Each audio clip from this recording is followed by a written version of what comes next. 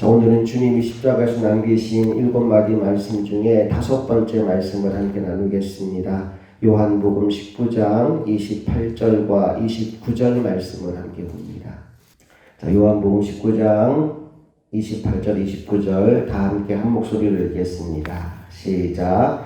그 후에 예수께서 모든 일이 이미 이루어진 줄 아시고 성경을 응하게 하려 하사 이르시되 내가 목마르다 하시니 거기 신포도주가 가득히 담긴 그릇이 있는지라 사람들이 신포도주를 적신 해면을 우슬초에 메어 예수의 입에 대니. 아멘. 주님은 우리 시간으로 오전 9시에 십자가에 못 박히셔서 처음 3시간 동안은 환한 빛 아래에 매달려 있었습니다. 가상칠언의 처음 3마디 유언은 바로 이 시간 동안 하신 것입니다. 그리고 12시부터 오후 3시까지 3시간 동안 어둠이 임하였고 그 긴 어둠의 시간을 침묵하신 이후에 주님은 나머지 4마디의 유언을 남기셨습니다.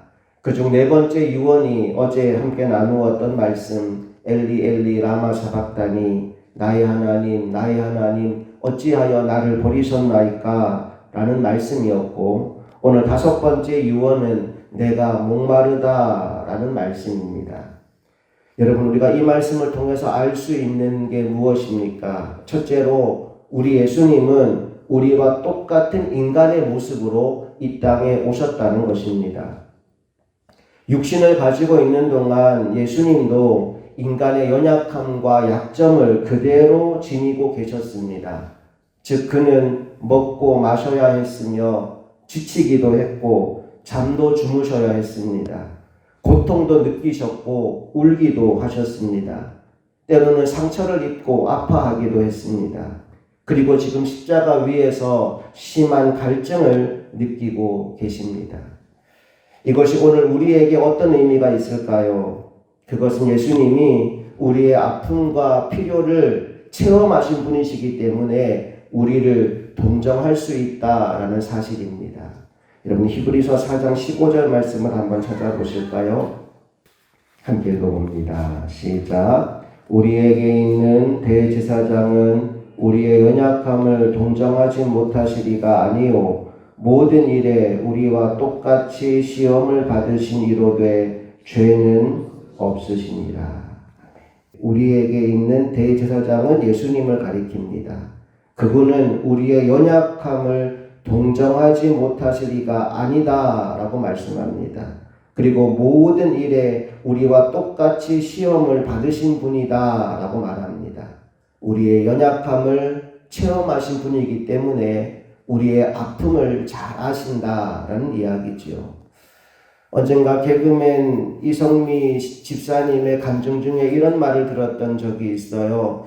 그분이 막 동료 연예인들을 전도하고 싶어서 이 사람 저 사람 전도했는데 그때 이 집사님 마음에 안타까움으로 들어온 친구가 하나 있었어요. 울랄라 세션이라고 하는 팀에서 노래하는 임윤택이라는 가수입니다.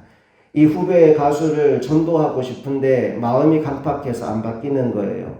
게다가 이 친구가 그 무렵에 위암에 걸렸어요. 암에 걸린 친구한테 복음을 전하려고 하니까 마음이 강팍해서 복음을 받아들이려고 하지 않는 거죠. 그 무렵에 이성미 집사님이 TV 방송하다가 본인에게 암이 있는 걸 알게 되고 암을 치료하는 과정을 밟게 됩니다. 그런데 본인이 암이다라는 선고를 받았을 때 제일 먼저 떠오른 사람이 누구냐 하면 임윤택이었대요. 그래서 바로 전화를 했대요. 윤택아, 나도 암이래. 근데 너 그러니까 예수 믿어야 돼. 내가 너의 아픔을 이제 조금은 알게 됐어. 그래서 나 너한테 복음 더 전하고 싶어졌어. 너 그래서 예수 믿어야 돼. 우리 주님은 우리의 연약함을 잘 아십니다. 우리의 필요를 잘 아십니다. 그러므로 우리가 해야 할 일이 있다면 때를 따라 돕는 은혜를 얻기 위하여 끊임없이 하나님의 보좌 앞으로 나아가는 것입니다. 그래서 히브리서 4장 16절 말씀이 이렇게 이어집니다. 16절도 다 같이 읽어볼게요. 시작. 그러므로 우리는 긍휼하심을 받고 때를 따라 돕는 은혜를 얻기 위하여 은혜의 보좌 앞에 담대히 나아갈 것이니라. 아멘. 오늘도 우리가 주님의 은혜의 보좌 앞에 이렇게 나올 수 있는 이유는 나의 연약함을 감당하신 주님의 은혜가 이곳에 있기 때문인 줄로 믿습니다. 자, 주님이 남기신 내가 목마르다라는 말씀을 통하여 두 번째로 우리가 깨닫게 되는 것은 우리 주님은 마지막 순간까지도 하나님의 뜻을 이루는 일에 관심이 있으셨다라는 사실입니다. 다시 본문으로 돌아와서 요한복음 19장 28절 말씀을 다시 한번 읽어봅니다. 시작. 그 후에 예수께서 모든 일이 이미 이루어진 줄 아시고 성경을 응하게 하려 하사 이르시되 내가 목마르다 하시니. 여기 내가 목마르다라고 말씀하신 이유가 무엇이라고 나와 있나요? 성경을 응하게 하려 하사, 즉 구약에 예언된 하나님의 말씀을 온전히 성취하기 위하여 이 말씀을 하셨다는 겁니다.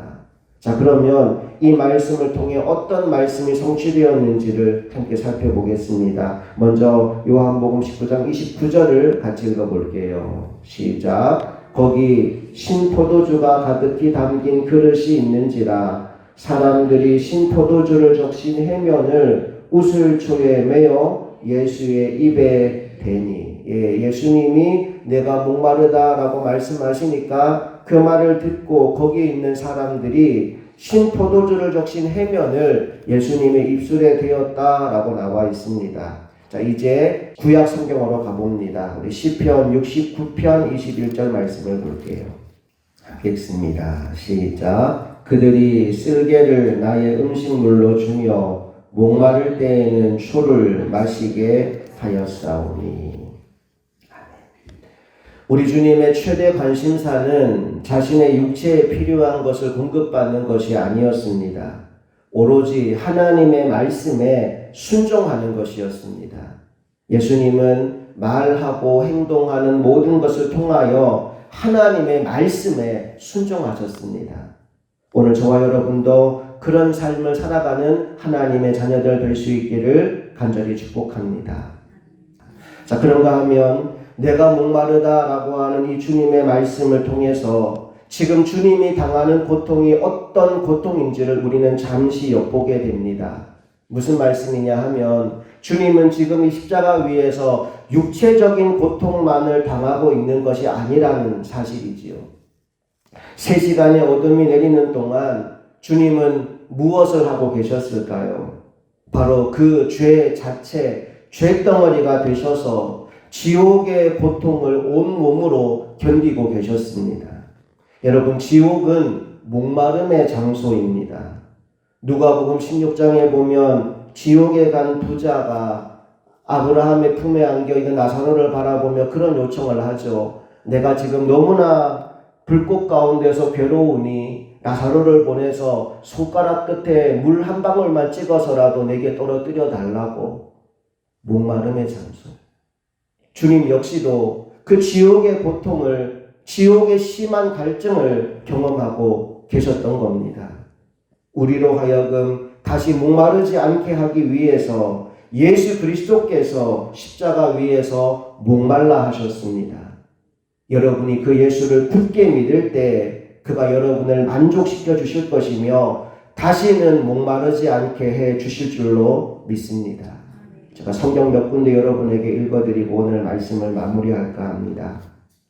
요한복음 4장 14절. 내가 주는 물을 마시는 자는 영원히 목마르지 아니하리니 내가 주는 물은 그 속에서 영생하도록 솟아나는 샘물이 되리라. 요한복음 6장 35절. 예수께서 이르시되 나는 생명의 떡이니 내게 오는 자는 결코 줄이지 아니할 터이요 나를 믿는 자는 영원히 목마르지 아니하리라. 요한복음 7장 37절. 명절 끝날 곧 큰 날에 예수께서 서서 외쳐 이르시되 누구든지 목마르거든 내게로 와서 마시라. 이 마지막 말씀을 함께 나누기 원합니다. 요한계시록 22장 17절 함께 찾아서 읽어볼게요.